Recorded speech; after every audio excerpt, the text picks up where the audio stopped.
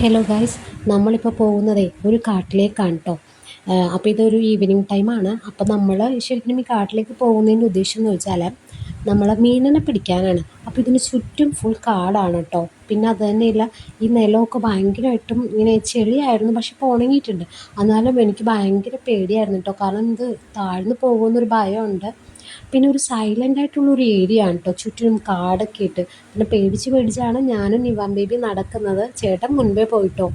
അപ്പോൾ ഒരു 5 മണി സമയമായിട്ടുണ്ട്. അപ്പോൾ നമ്മൾ ഈ കാടിൻ്റെ അടുത്തായിട്ടൊക്കെ കുറേ ഒരുപാട് തോടുകളുണ്ട്. അപ്പോൾ ഈ തോട്ടിൽ നിന്ന് മീനിനെ പിടിക്കുക എന്നാണ് നമ്മുടെ ഉദ്ദേശം കേട്ടോ. അപ്പോൾ ചേട്ടൻ ഫ്രണ്ടിലുണ്ട്. അപ്പോൾ നിവാൻ ബേബിക്കാണെങ്കിൽ ചേട്ടൻ്റെ അടുത്തോട്ട് പോകണം കേട്ടോ. അപ്പോൾ എനിക്കാണെങ്കിൽ ഇതൊക്കെ കണ്ടിട്ട് ഭയങ്കര പേടിയാണ്, കാരണം ഈ കാടായതുകൊണ്ട് ഇഴജന്തുക്കളൊക്കെ ഉണ്ടെങ്കിലും നമ്മൾ കാണില്ലല്ലോ. അപ്പോൾ ചേട്ടൻ ലോങ് സൈറ്റാണ് കേട്ടോ. അപ്പോൾ ചേട്ടൻ കണ്ണുകൊണ്ടിട്ട് വരുന്നുണ്ട്.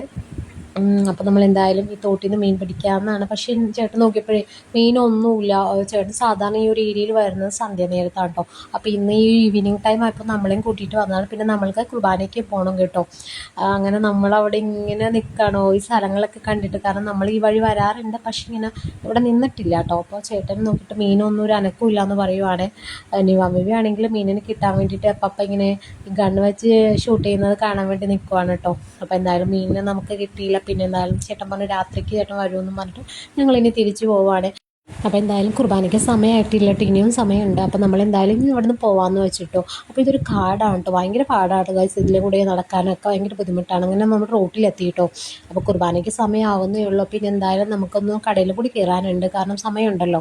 അപ്പോൾ അല്ലെങ്കിൽ പിന്നെ കുർബാന കഴിഞ്ഞ് വരുമ്പോഴേക്കും നമ്മൾ പിന്നെ ഒരുപാട് ലേറ്റ് ആകും കേട്ടോ. അങ്ങനെ നിവാൻ ബേബി ഓടി കയറി. അപ്പോൾ നമ്മളിനി പോകുന്നതെന്ന് വെച്ചാൽ നിവാൻ ബേബിക്ക് ടോയ് മേടിക്കാനായിട്ട്. അപ്പോൾ ടോയ് എന്തായാലും വാങ്ങിച്ചു കൊടുത്തിട്ടുണ്ട്. പിന്നെ ഇനി നമ്മൾ പോകുന്നത് പള്ളിയിലേക്കാണ്. അപ്പോൾ പിന്നെയും ഉണ്ടായിട്ടോ, ഒരു 20 മിനിറ്റ് ബാക്കി ഉണ്ടായിരുന്നു. അപ്പോൾ എന്തായാലും നമ്മൾ ബേക്കറി സാധനങ്ങളൊക്കെ വാങ്ങിയിട്ടുണ്ടായിരുന്നു. പിന്നെ നിവാൻ ബേബിക്ക് ഐസ്ക്രീം മേടിച്ചിട്ടുണ്ടായിരുന്നു കേട്ടോ. അപ്പോൾ ഐസ്ക്രീം ഞാനും പപ്പയും കൂടിയാണ് കഴിച്ചത്, കാരണം ആൾക്ക് ടോയ് കിട്ടിയതുകൊണ്ട് പിന്നെ ഐസ്ക്രീമിനോട് വലിയ താല്പര്യം ഉണ്ടായില്ല കേട്ടോ. പിന്നെ നമ്മൾ അവിടെ നിന്ന് ഐസ്ക്രീമൊക്കെ കഴിച്ചു.